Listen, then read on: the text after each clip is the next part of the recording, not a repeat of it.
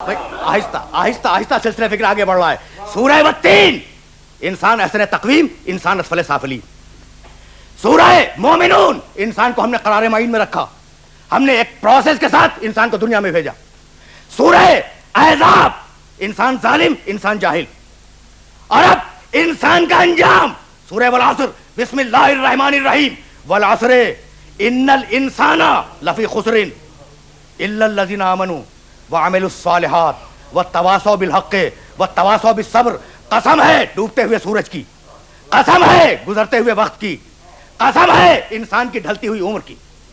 والعصر قسم ہے انسان کی ڈھلتی ہوئی عمر کی، قسم ہے اس گزرتے ہوئے زمانے کی جو غیر محسوس طریقے سے پوری کائنات پہ گزر رہا ہے نا.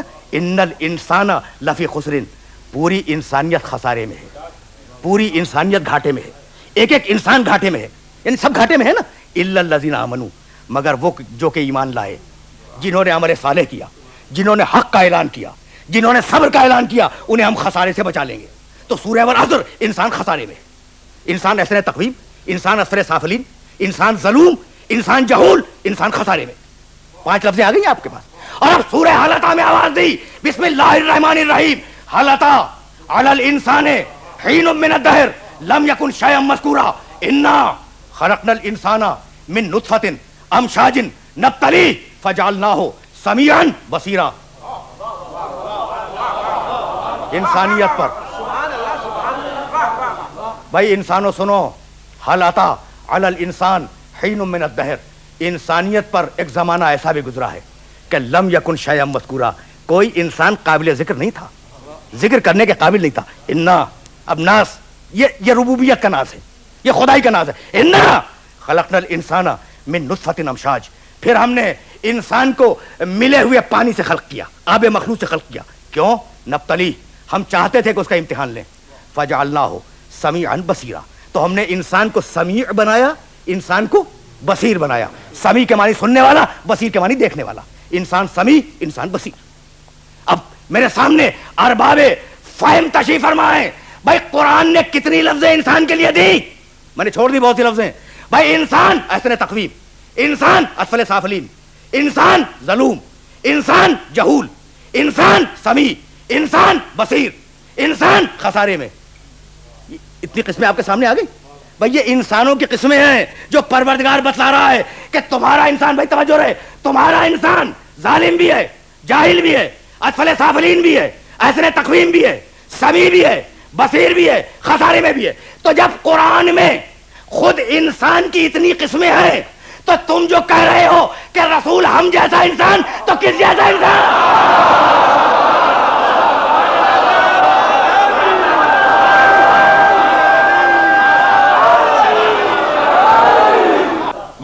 یہ ساری گفتگو آیات قرآنی کے حدود میں، جب اتنی قسمیں خود قرآن بیان کر رہا ہے کہ انسان ظالم بھی ہے، انسان جاہل بھی ہے، انسان احسن تقویم بھی ہے، انسان اسفل سافلین بھی ہے، انسان خسارے میں بھی ہے، انسان سمیع بھی ہے، انسان بصیر بھی ہے. تو جب اتنی قسمیں خود قرآن بیان کر رہا ہے تو تم نے جو کہا کہ بھائی رسول ہم جیسا انسان، تو کس جیسا ہے نا؟ تو بھائی تمہارے انسان اور ہیں، اس کا انسان اور ہے. تمہارے انسان اور ہیں، اس کا انسان اور ہے. وہ لوگ جو قرآن فہمی کا خصوصی ذوق رکھتے ہیں، اب ان کے لیے آیت پیش کر رہا ہوں. بھائی یہ تمہارے انسان ہیں جو ظالم بھی ہیں، جاہل بھی ہے، اثر تقویم بھی ہے، اسفل سافلین بھی ہے، خسارے میں بھی ہے. یہ تمہارے انسان ہے. اور اب اس کا انسان بسم اللہ الرحمن الرحیم الرحمن علم القرآن خلق الانسان علمہ البیان. اب قرآن مجید نے ایک تبصرہ کیا انسانیت پر. قرآن مجید نے جائزہ لیا انسانیت کا، اور ایک کلیدی لفظ پہ رک رہا ہوں، انا خلقنا الانسان، اب دیت تک جانا ہے، من نطفۃ امشاج نبتلیہ. ہم نے یہ طے کیا کہ ہم انسانیت کا امتحان لیں گے. کسی انسان کو امتحان سے ایگزمپٹ نہیں کریں گے، کسی انسان کو امتحان سے مستثنی نہیں کریں گے، پوری انسانیت کا امتحان لیں گے. نبتلیہ، بھائی غرض خلقت یہی ہے کہ انسان کا امتحان لیا جائے. غرض خلقت یہی ہے کہ انسان کا امتحان لیا جائے. تو پروردگار یہ تو طے ہو گیا کہ پوری انسانیت کا امتحان لینا ہے. اب اتنا بتلا دے کہ کن عنوانات پہ امتحان لے گا. بھائی وہ سبجیکٹس کیا ہیں, وہ عنوانات کیا ہیں جن پر امتحان لیا جائے گا؟ سورہ بقرہ میں ارشاد فرمایا وَلَنَبْلُوَنَّكُمْ بِشَيْءٍ مِنَ الْخَوْفِ وَالْجُوعِ وَنَقْصٍ مِنَ الْأَمْوَالِ وَالْأَنفُسِ وَالثَّمَرَاتِ وَبَشِّرِ الصَّابِرِينَ الَّذِينَ إِذَا أَصَابَتْهُم مُّصِيبَةٌ قَالُوا إِنَّا لِلَّهِ وَإِنَّا إِلَيْهِ راجعون أولئك عليهم صلوات من ربهم ورحمة وأولئك هم المهتدون. ہم امتحان لیں گے, وَلَنَبْلُوَنَّكُمْ, ہم امتحان لیں گے, تم سب کا امتحان لیں گے, بِشَيْءٍ مِّنَ الْخَوْفِ وَالْجُوعِ, خوف سے بھی امتحان لیں گے, بھوک سے بھی امتحان لیں گے. خوف ڈر, جوع بھوک, یہ دونوں لفظ ذہن میں رہے, کلیدی لفظ ہیں. ہم تمہارا امتحان خوف سے لیں گے, ہم تمہارا امتحان بھوک سے لیں گے.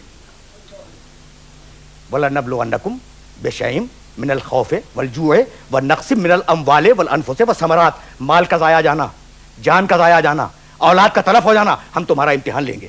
تو امتحان کے بنیادی عنوانات تو سمجھ میں آ گئے نا بھائی. سب سے اہم دو عنوانات, خوف کا امتحان, بھوک کا امتحان. اب عرض کروں, امتحان لے گا خوف سے, امتحان لے گا بھوک سے, اور اب وہی پروردگار جو کہتا ہے کہ میں خوف سے امتحان لوں گا, میں بھوک سے امتحان لوں گا, وہی پروردگار سورہ نحل میں ارشاد فرماتا ہے ضرب اللہ, 16واں سورہ قرآن مجید کا, ضرب اللہ مثلا قریۃ کانت آمنۃ مطمئنۃ یاتیہا رزقہا رغدا من کل مکان فکفرت بانعم اللہ فاذاقہا اللہ لباس الجوع والخوف بما کانوا یصنعون. وہی دونوں لفظ ہیں, لباس الجوع والخوف. اللہ تمہارے سامنے ایک بستی کی مثال بیان کرتا ہے. ضرب اللہ مثلا قریۃ, ایک آبادی تھی, ایک بستی تھی, گاؤں تھا. کانت آمنتن مطمئنتن, اس گاؤں میں امن بھی تھا, اطمینان بھی تھا. امن سماجی, اطمینان گھر کا. کتنی آئیڈیل بستی ہے نا, کتنی آئیڈیل بستی ہے, کتنی مثالی بستی ہے. ضرب اللہ مثلا قریۃ کانت آمنتن مطمئنتن, اس بستی میں امن بھی تھا, اطمینان بھی تھا. یاتیہا رزقہا رغدا من کل مکان, اور پوری دنیا سے رزق کھینچ کر اس بستی میں آ رہا تھا, پوری دنیا سے رزق کھینچ کر اس بستی میں آ رہا تھا. اب ایک مثالی بستی کے 3 ہی عناصر ہوتے ہیں, معاشرے میں امن ہو, گھر میں اطمینان ہو, اور رزق کی ضمانت ہو.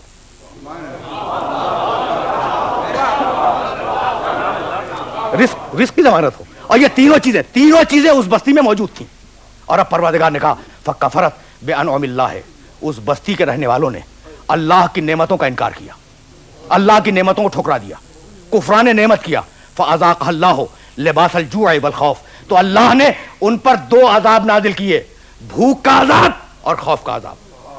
بما کانوا یصنعون, اور یہ عذاب ابتداء نہیں تھے, ان کے کرتوت کا نتیجہ تھے.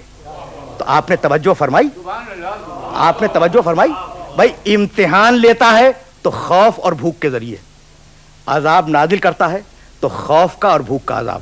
اب کیسے پتا چلے کہ کہاں پر امتحان ہے اور کہاں پر عذاب ہے؟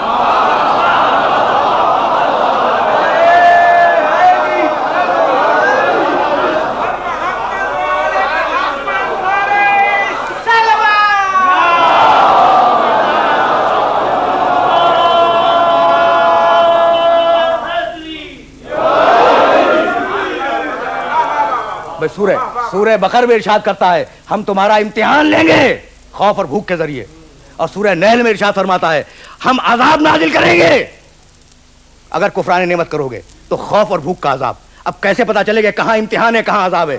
تو بات تو خود بتلا دی نا کہ جہاں اطاعت کے ساتھ خوف آ جائے وہاں امتحان ہے, اور جہاں کفران نعمت کے ساتھ آئے وہاں عذاب ہے.